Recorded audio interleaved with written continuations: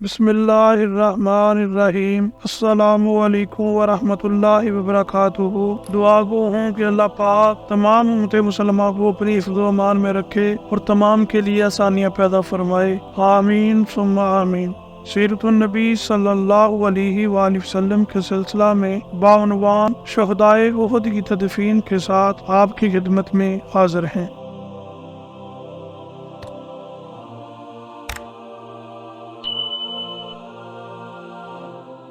اس کے بعد نبی کریم صلی اللہ علیہ وآلہ وسلم اپنے چچا حضرت حمزہ رضی اللہ عنہ کی تلاش میں نکلے۔ اس وقت ایک شخص نے عرض کیا، میں نے انہیں چٹانوں کے قریب دیکھا ہے، وہ اس وقت کہہ رہے تھے میں اللہ کا شیر ہوں اور اس کے رسول کا شیر ہوں۔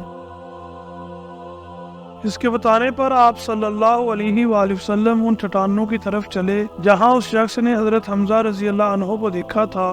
آخری وادی کے درمیان میں حضور اکرم صلی اللہ علیہ وآلہ وسلم کو اپنے چچا کی لاش نظر آئی۔ حالت یہ تھی کہ ان کا پیٹ چاک تھا اور ناک کان کاٹ ڈالے گئے تھے۔ آپ صلی اللہ علیہ وآلہ وسلم کے لیے یہ منظر بہت دردناک تھا۔ آپ صلی اللہ علیہ وآلہ وسلم نے فرمایا،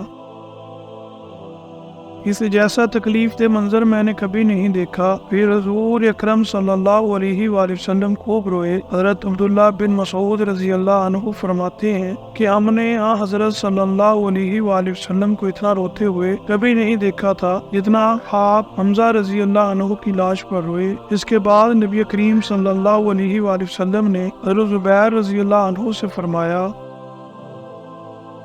اپنی والدہ کو اس طرف نہ آنے دینا، وہ پیارے چچا کی لاش دیکھنے نہ پائیں۔ حضرت زبیر رضی اللہ عنہ کی والدہ کا نام حضرت صفیہ رضی اللہ عنہ تھا۔ وہ حضرت حمزہ رضی اللہ عنہ کی بہن تھی اور رسول اللہ صلی اللہ علیہ وآلہ وسلم کی پھوپھی تھی۔ حکم سنتے ہی حضرت زبیر رضی اللہ عنہ مدینہ منورہ کے راستے پر پہنچ گئے۔ اس طرف سے حضرت صفیہ رضی اللہ عنہ چلی آ رہی تھی۔ وہ انہیں دیکھتے ہی بولے، ماں آپ واپس چلی جائیں۔ اس پر حضرت صفیہ رضی اللہ عنہ نے بیٹے کے سینے پر ہاتھ مارا اور فرمایا، کیوں چلی جاؤں؟ مجھے معلوم ہے کہ میرے بھائی کی لاش کا مسئلہ کیا گیا ہے، مگر یہ سب خدا کی راہ میں ہوا ہے، میں انشاءاللہ صبر کا دامن نہیں چھوڑوں گی۔ ان کا جواب سن کر حضرت زبیر رضی اللہ عنہ نبی کریم صلی اللہ علیہ وآلہ وسلم کے پاس آئے اور ان کا جواب آپ کو بتایا۔ تب آپ نے فرمایا، اچھا انہیں آنے دو۔ چنانچہ انہوں نے آ کر بھائی کی لاش کو دیکھا، انا للہ و انا الیہ راجعون پڑھا اور ان کی مغفرت کی دعا کی۔ اس کے بعد حضرت صلی اللہ علیہ وآلہ وسلم نے ارشاد فرمایا، حمزہ کے لیے کفن کا انتظام کرو۔ ایک انصاری صحابی آگے بڑھے، انہوں نے اپنی چادر ان پر ڈال دی۔ پھر ایک صحابی آگے بڑھے، انہوں نے بھی اپنی چادر ان پر ڈال دی۔ حضرت صلی اللہ علیہ وآلہ وسلم نے حضرت جابر رضی اللہ عنہ سے فرمایا، جابر، ان میں سے ایک چادر تمہارے والد کے لیے اور دوسری چادر میرے چچا کے لیے ہوگی۔ حضرت مصعب بن عمیر رضی اللہ عنہ کو بھی کفن کے لیے صرف ایک چادر ملی۔ وہ چادر اتنی چھوٹی تھی کہ سر ڈھانکا جاتا تو پاؤں کھل جاتے اور پاؤں ڈھانکتے تو سر کھل جاتا تھا۔ آپ صلی اللہ علیہ وآلہ وسلم نے ارشاد فرمایا، سر کو چادر سے ڈانپ دو اور پیروں پر گھاس ڈال دو۔ یہ مصعب بن عمیر رضی اللہ عنہ وہ تھے جو اسلام لانے سے پہلے قیمتی لباس پہنتے تھے۔ ان کا لباس خوشبوؤں سے مہکا کرتا تھا۔ آج ان کی میت کے لیے پورا کفن بھی میسر نہیں تھا۔ باقی شہداء کو اس طرح دفن دیا گیا، ایک ایک چادر میں دو تین لاشوں کو لپیٹ کر ایک ہی قبر پہ دفن کیا گیا۔ پھر آپ صلی اللہ علیہ وآلہ وسلم نے شہداء کی نماز جنازہ ادا فرمائی۔ غزوہ احد کے شہداء میں حضرت عبداللہ بن حجش رضی اللہ عنہ بھی تھے۔ انہوں نے ایک دن پہلے دعا کی تھی، اے اللہ، کل کسی بہت طاقتور آدمی سے میرا مقابلہ ہو جو مجھے قتل کرے، پھر میری لاش کا مسئلہ کرے، پھر میں قیامت میں تیرے سامنے حاضر ہوں تو تم مجھ سے پوچھے، اے عبداللہ، تیری ناک اور کان کس وجہ سے کاٹے گئے؟ تو میں کہوں گا کہ تیری اور تیرے رسول کی اطاعت کی وجہ سے، اور اس وقت اللہ تعالیٰ فرمائیں گے تو نے سچ کہا۔ چنانچہ جو اس لڑائی میں شہید ہوئے اور ان کی لاش کا مسئلہ کیا گیا۔ لڑائی کے دوران ان کی تلوار ٹوٹ گئی تھی، تب حضور نبی کریم صلی اللہ علیہ وآلہ وسلم نے انہیں کھجور کی ایک شاخ عطا فرمائی۔ वो इनके हाथ में जाते ही तलवार बन गई और ये उसी से लड़े। इस जंग में हजरत जाबिर के वालिद अब्दुल्ला बिन अमर रजी अल्लाह अन्हु भी शहीद हुए थे। उनके चेहरे पर जख्म आया था। इस जख्म की वजह से जब उनका आखिरी वक्त आया तो उनका हाथ उस जख्म पर था। जब इनकी लाश उठाई गई और हाथ को जख्म पर से उठाया गया तो जख्म से खून जारी हो गया। इस पर इनके हाथ को फिर जख्म पर रख दिया गया। यूं ही हाथ रखा गया, खून बंद हो गया। हजरत अब्दुल्ला बिन अमर और हजरत उमर बिन जमूर रजी अल्लाह अन्हुमा को एक ही कब्र में दफन किया गया था। काफी मुद्दत बाद उहद के मैदान में सैलाब आ गया, इससे वो कब्र खुल गई। लोगों ने देखा कि इन दोनों लाशों में जरा भी फर्क नहीं आया था, बिल्कुल तरोताजा थी। यूं लगता था जैसे अभी कल ही दफन की गई हूँ। हजरत अब्दुल्ला बिन अमर रजी अल्लाह अन्हु का हाथ इसी तरह इस जख्म पर था। किसी ने इनका हाथ हटा दिया, हाथ हटाते ही खून जारी हो गया, चनाचा फिर जख्म पर रख दिया गया। हजरत अमीर मुआविया रजी अल्लाह अन्हु ने अपने दौर में मैदान उहद से एक नहर खुदवाई। ये नहर शोहदा की खबरों के दरमियान से निकाली गई, इसलिए उन्होंने लोगों को हुक्म दिया कि अपने अपने मुर्दों को इन खबरों से निकाल कर दूसरी जगह दफन कर दें। लोग रोते हुए वहां पहुंचे। उन्होंने खबरों में से लाशों को निकाला तो तमाम शोहदा की लाशें बिल्कुल तरोताजा थी, नरम और मुलायम थी। इनके तमाम जोड़ नरम थे।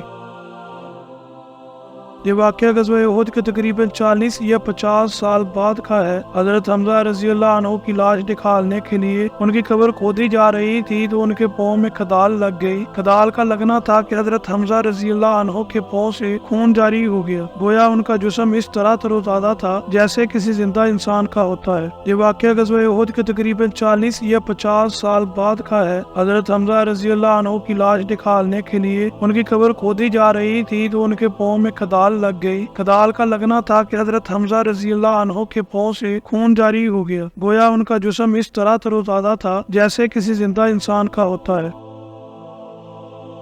यहाँ तक कि खून भी खुश्क नहीं हुआ था और खून शरियानों में इस तरह जारी था कि जरा सी खदाल लगते ही पैर से जारी हो गया। दूसरी ये बात सामने आई कि इन लाशों से मुश्क जैसी महक आ रही थी, जबकि मदीना मुनव्वरा की मिट्टी इस कदर शोर नमकियात वाली है कि पहली ही रात लाश में तब्दीली का अमल शुरू हो जाता है।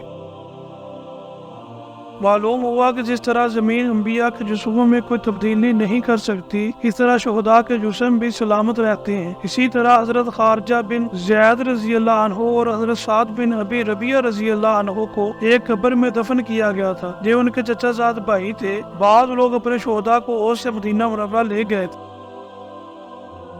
लेकिन हुज़ूर अकरम सल्लल्लाहु अलैहि वसल्लम ने हुक्म फरमाया कि इन्हें वापस लाया जाए और मैदान उहद ही में दफन किया जाए। फिर आप सल्लल्लाहु अलैहि वसल्लम ने ग़ज़वा उहद के शुहदा के बारे में फरमाया, मैं इन सब का गवाह हूँ, जो जख्म भी किसी को अल्लाह ताला के रास्ते में लगा है, अल्लाह ताला क़यामत के दिन उस जख्म को दोबारा इसी हालत में पैदा फरमाएंगे। इसका रंग खून के रंग सा होगा और इसकी खुशबू मुश्क जैसी होगी। ग़ज़वा उहद में शहीद होने वाले सहाबा में हजरत जाबिर रजी अल्लाह अन्हु के वालिद अब्दुल्ला रजी अल्लाह अन्हु भी थे। हुज़ूर नबी करीम सल्लल्लाहु अलैहि वसल्लम ने हजरत जाबिर रजी अल्लाह अन्हु से फरमाया, है जाबिर, क्या मैं तुम्हें एक बात न बता दूं? वो ये कि जब भी अल्लाह ताला किसी शहीद से कलाम फरमाता है तो पर्दों में से कलाम फरमाता है, लेकिन इस ज़ात हक ने तुम्हारे बाप से रूबरू कलाम फरमाया और फरमाया, मुझसे मांगो मैं अता करूँगा। उन्होंने कहा, है बारी ताला, मुझे फिर दुनिया में लौटा दिया जाए ताकि वहाँ पहुँचकर मैं एक बार फिर तेरी राह में कत्ल हो सकूँ।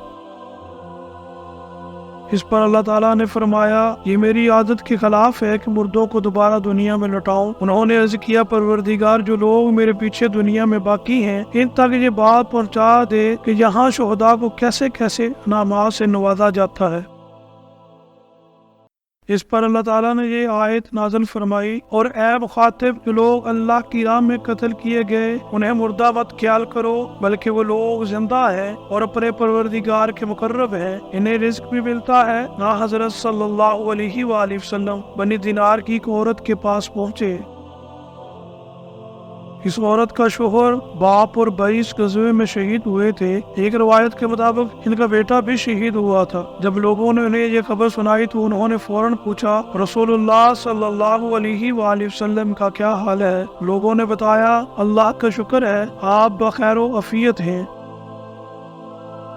اس پر عورت نے کہا میں آپ کو اپنی آنکھوں سے دیکھ لوں۔ پھر جب انہوں نے آپ صلی اللہ علیہ وآلہ وسلم کو آتے دیکھ لیا تو بولی آپ خیریت سے ہیں؟ تو ہر مصیبت ہیچ ہے، یعنی اب کسی غم کی کوئی اہمیت نہیں۔ غزوہ احد میں حضرت قتادہ بن نعمان رضی اللہ عنہ کی آنکھ پہ زخم آ گیا تھا، جہاں تک کہ آنکھ سے ڈیلا باہر نکل کر لٹک گیا تھا۔ لوگوں نے اسے کاٹ ڈالنا چاہا اور اس بارے میں حضور نبی کریم صلی اللہ علیہ وآلہ وسلم سے پوچھا۔ آپ صلی اللہ علیہ وآلہ وسلم نے فرمایا کاٹو نہیں۔ پھر انہیں اپنے پاس بلایا اور ان کی آنکھ اپنے ہاتھ مبارک میں لے کر ہتھیلی سے اس کی جگہ پر رکھ دی، پھر یہ دعا فرمائی اے اللہ ان کی آنکھ کو ان کے حسن اور خوبصورتی کا ذریعہ بنا دے، چنانچہ جو دوسری آنکھ سے بھی زیادہ خوبصورت اور تیز ہو گئی۔ حضرت قتادہ رضی اللہ عنہ کو کبھی آنکھ کی تکلیف ہوتی تو دوسری میں ہوتی، اس آنکھ پر اس تکلیف کا کوئی اثر نہ ہوتا۔ ایک اور صحابی کی گردن میں ایک تیر آ کر پیوست ہو گیا، وہ فوراً رسول اللہ صلی اللہ علیہ وآلہ وسلم کی خدمت میں حاضر ہوئے۔ آپ صلی اللہ علیہ وآلہ وسلم نے ان کے زخم پر اپنا لعاب دہن لگا دیا، زخم فوراً ٹھیک ہو گیا۔ غزوہ احد میں اسلامی لشکر کا جھنڈا حضرت مصعب بن عمیر رضی اللہ عنہ کے ہاتھ میں تھا۔ جنگ کے دوران ان کا دایاں ہاتھ کٹ گیا تھا تو انہوں نے جھنڈا بائیں ہاتھ میں پکڑ لیا۔ جب وہ بھی کٹ گیا تو دونوں کٹے ہوئے بازوؤں سے جھنڈے کو تھام لیا۔ اس وقت وہ یہ آیت تلاوت کر رہے تھے اور محمد صلی اللہ علیہ وآلہ وسلم اللہ کے رسول ہی تو ہیں، اس سے پہلے اور بھی بہت رسول گزر چکے۔ جب انہوں نے جنگ کے دوران کسی کو یہ کہتے سنا کہ محمد صلی اللہ علیہ وآلہ وسلم قتل کر دیے گئے تو خود بخود ان کی زبان سے یہ الفاظ جاری ہو گئے۔ اس کے بعد حضرت مصعب بن عمیر رضی اللہ عنہ شہید ہو گئے۔ غرض جنگ ختم ہوئی اور شہداء کو دفن کر دینے کے بعد حضور اکرم صلی اللہ علیہ وآلہ وسلم مدینے کی طرف روانہ ہوئے۔ آپ صلی اللہ علیہ وآلہ وسلم اس وقت گھوڑے پر سوار تھے۔ آپ صلی اللہ علیہ وآلہ وسلم نے اس وقت شہداء اور ان کے عزیزوں کے لیے یہ دعا فرمائی اے اللہ ان کے دلوں سے رنج اور غم کو مٹا دے، ان کی مصیبتوں کو دور فرما دے اور شہیدوں کے جانشینوں کو ان کا بہترین جانشین بنا دے۔ مدینہ پہنچنے پر نبی اکرم صلی اللہ علیہ وآلہ وسلم نے حضرت علی رضی اللہ عنہ کی تلوار خون آلودہ دیکھ کر فرمایا اگر تم نے جنگ میں بہترین کارکردگی کا مظاہرہ کیا ہے تو فلاں نے بھی خوب جہاد کیا ہے۔ غزوہ احد میں 70 کے قریب مسلمان شہید ہوئے۔ مرنے والے مشرکوں کی تعداد مختلف بتائی جاتی۔